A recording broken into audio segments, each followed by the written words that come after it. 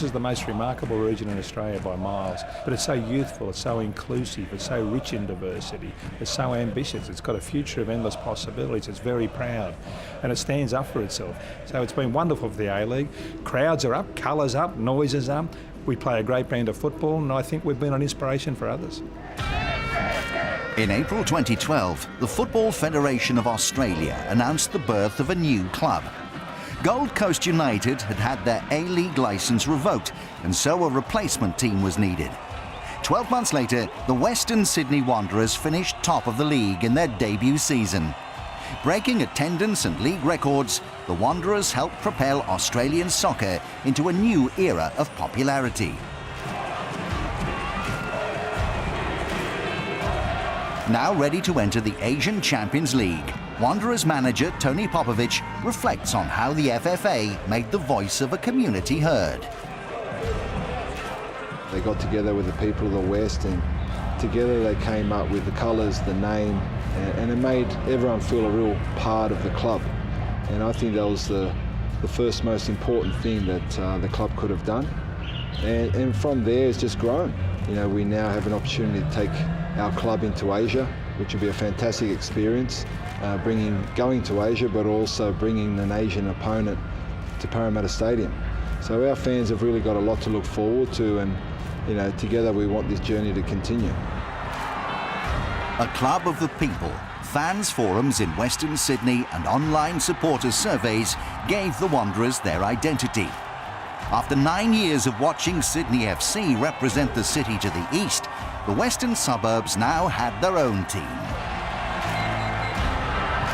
If the club were in any doubt as to whether the early interest would translate to the terraces, their first training session dispelled any such concerns. Only 6 players had been signed, but 4,000 people turned up to watch them practice.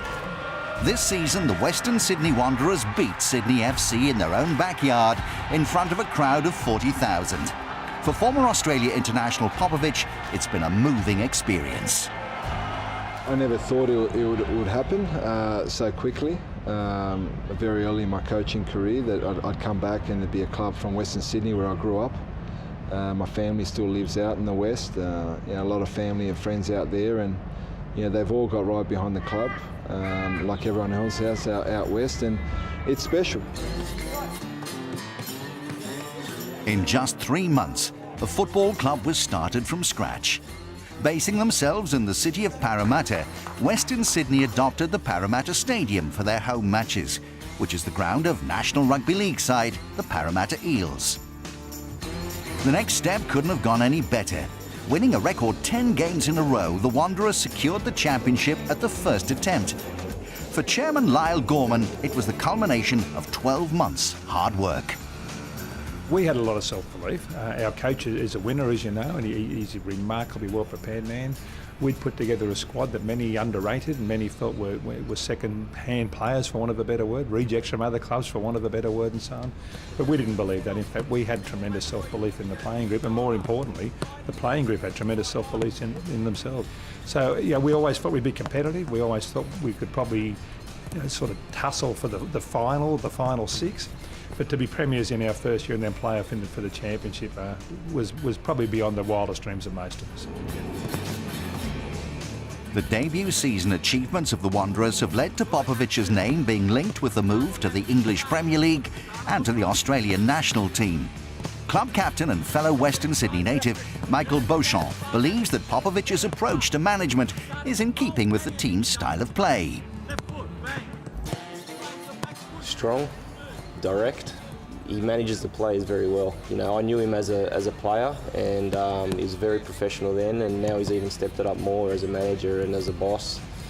He definitely knows what he wants out of the players and out of his personnel around him, and you know, that shows on the park. And I think that's why we were so successful last year, is because we had him steering the ship, and we work very hard on the training pitch, and you know, it comes out into the games.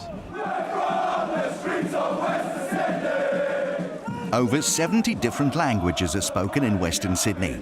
A third of its 2 million inhabitants are migrants, and half of the world's nations are represented by its residents. With a youthful, family-orientated demographic coupled with a strong economy, it's an ideal location for a growing franchise.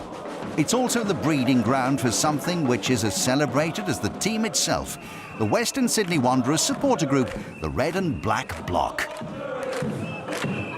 We consider ourselves a family.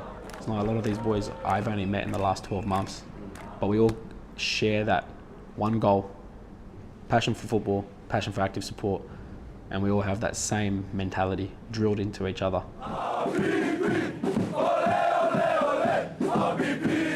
With members having campaigned for an A-League team in the area for 4 years, today the RBB's role in the community is bigger than ever. On home match days, they orchestrate a march along the streets of Parramatta to the stadium. The RBB has a full band and are constantly changing the fans' songbook. Their support is unlike any other in the country. What differentiates us to the rest of the league is from West Sydney, we're very multicultural. Influences from South America, Europe, Asia, Africa, Middle East. Our chants, our discipline, all encompasses a total of that. So there's not exactly a majority of race there. It's done by a majority of races. The 20,000 capacity Parramatta Stadium is sold out for every game, with thousands of Red and Black Bloc members behind one goal. The noise and displays do not stop throughout the 90 minutes.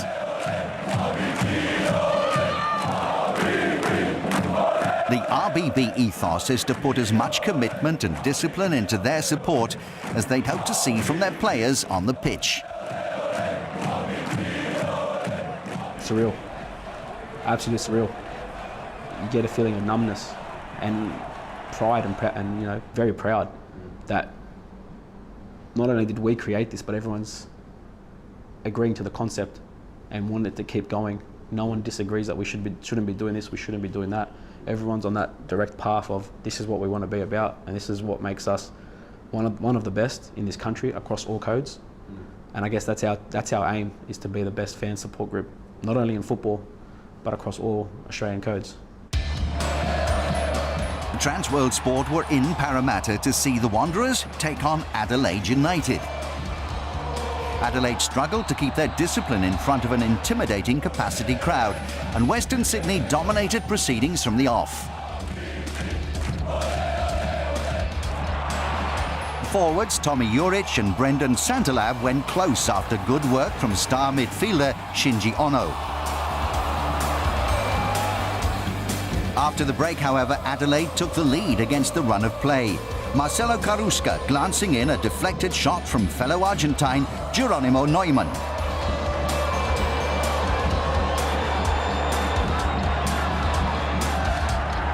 A Western Sydney onslaught ensued, and Tommy Juric replied for the hosts just 4 minutes later. The former Adelaide man finishing calmly past Eugene Galekovic.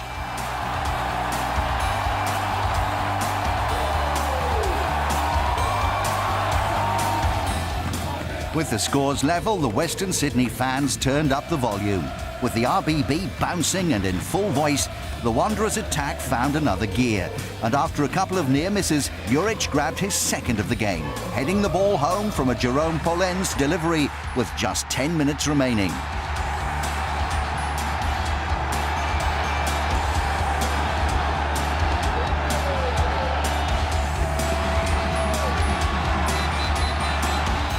Even with the tight scoreline, the RBB maintained their favourite tradition, an 80th minute performance of the Poznan.